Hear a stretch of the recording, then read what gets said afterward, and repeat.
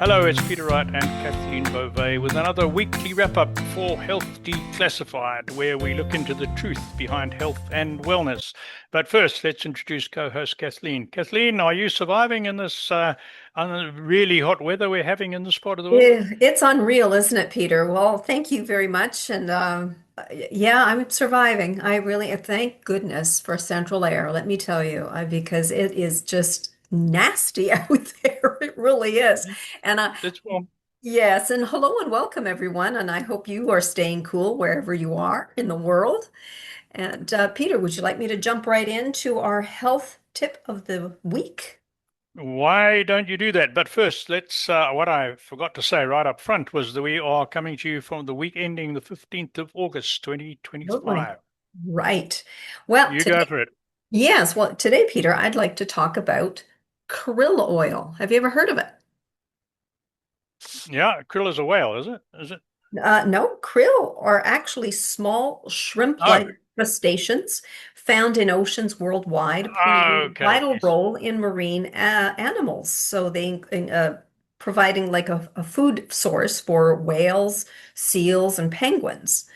That's right. Yeah, Of course, yeah. if you look them up, they look very similar actually to a shrimp. But the benefits are just unbelievable because they help to reduce Oh, fatty liver as well as oxidative stress in obesity. So they found mm, in studies here, they say that krill oil, and by the way, I have to say that this is an article from Dr. Mercola's site. We will provide a link to that full article below this video, but here are some of the highlights of what this article had to say. So the study goes on to say that krill oil lowered liver fat, deep belly fat, and triglyceride levels in mm, obese mice, showing that it helps reverse the core drivers of fatty liver disease. So this suggests that krill oil directly reduces fat production or increases fat breakdown in the liver. So they say krill oil reduced oxidative stress and activated natural antioxidant enzymes, helping cells protect themselves from damage caused by fat overload. mm. It improved insulin sensitivity by lowering insulin levels and boosting adiponectin. Let me just say, it's reducing by helping to boost a hormone that helps your body burn fat and use sugar properly. So, unlike fish oil, krill oil's omega-3s are bound to phospholipids, making them easier to absorb and more effective at targeting inflammation and fat buildup. It Ah, outperforms a prescription cholesterol drug in several key markers and did so without any side effects, offering a safer way to restore metabolic health. So, how do you prevent fatty liver? You add krill oil to your daily routine instead of fish oil, as it is better absorbed than fish oil. You eat more foods that support fat metabolism, especially fatty fish. Avoid low quality omega-3 supplements and eliminate vegetable oils like soybean, canola, corn, sunflower, which worsens inflammation and crowds out the benefits of omega-3s. ah. And also add antioxidant-rich foods like berries, herbs, and colorful vegetables.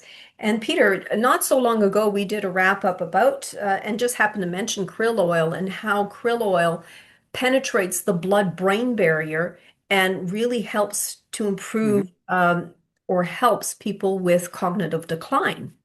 So, anyways, Right. I it prompted me not it prompted me to go and get myself some krill oil. And this is Okay. CanPrev. This is the CanPrev brand. And not so long ago, we had the medical advisor. We interviewed the medical advisor for the company CanPrev. Her name is Caroline Farquhar.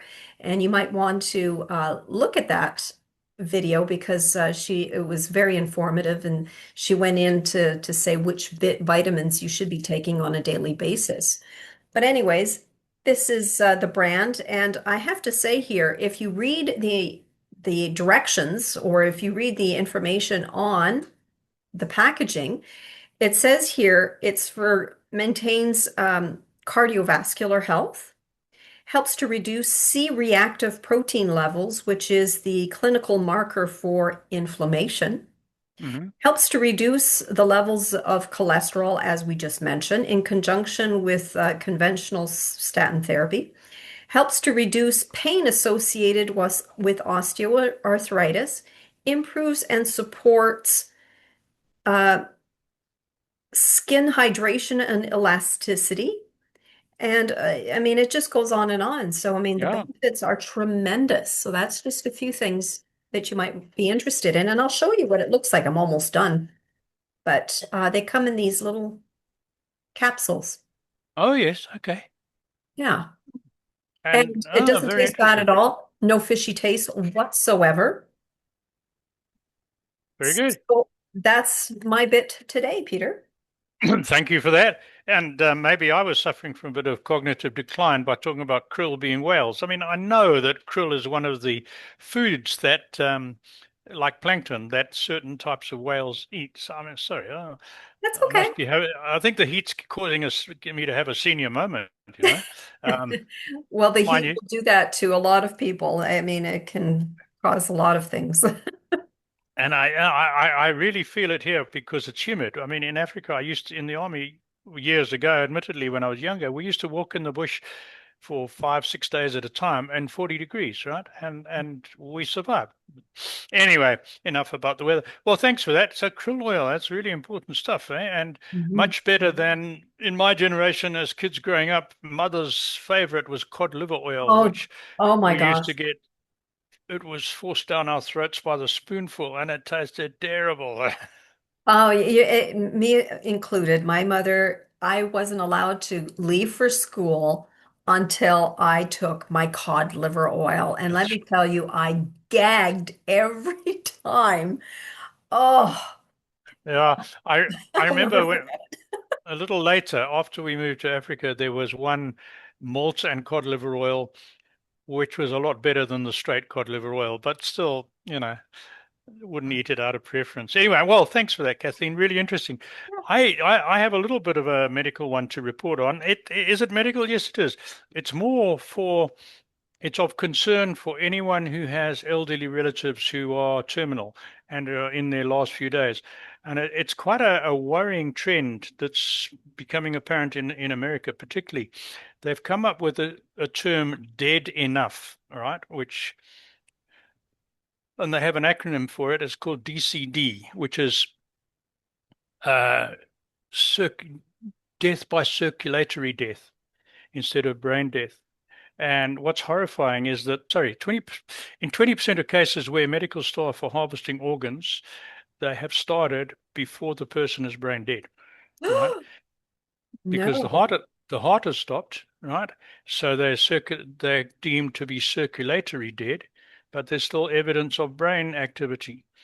So, and in Kentucky alone, and I'm not sure over what period this is, they've identified 73 patients who were being prepped for organ harvesting before they were brain dead. Oh my word. Isn't that frightening? Isn't that frightening? It says part of the motivation for this is that every day in the US, 13 people die every day waiting for organs, right? Because there's not enough donors, okay? Which is terrible. I agree, it's terrible. But what they're Yes. saying is that puts pressure on the medical staff and the medical industry to start harvesting organs too early. So there's a huge ethical and philosophical dilemma here. Somebody's going to die anyway, and someone else, you might save their life by getting that organ out I don't in know the how to next feel hour about instead of that. waiting. Honestly, I don't know how to feel about that. How does I everybody don't. else feel about that? I'd love to hear. I'd love to hear your opinions because yes, on the one hand, you're absolutely right, Peter. If the person, but if there aren't, gosh, if they aren't brain dead, could there be hope? Yeah. It depends. I think it's hard to generalize. If the person is 90 and riddled with cancer, and No. then They probably wouldn't not. harvest somebody's organs at the age of nine, would they? I don't know. Would they? I think they might.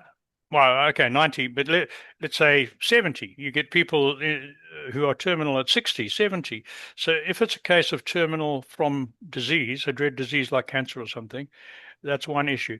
What about a young person who's been in a coma for 6 months from a car accident, who the rest of their bodily functions are working? At what point do you pull the plug on that person? And what happens if you pull the plug and they don't die?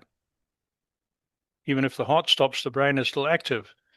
That's where the real ethical and moral and philosophical dilemma comes in, right?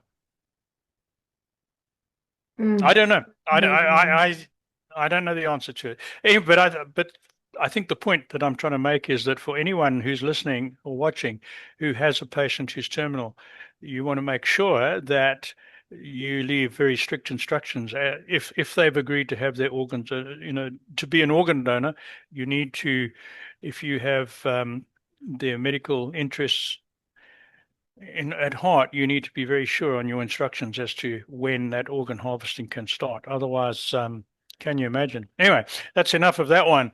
So what's happened on the show this week? Well, we didn't have a guest this week. We had a guest last week, and that was Susie Kundrat. And Susie tells you how to eat, move, and groove better for a better way of life.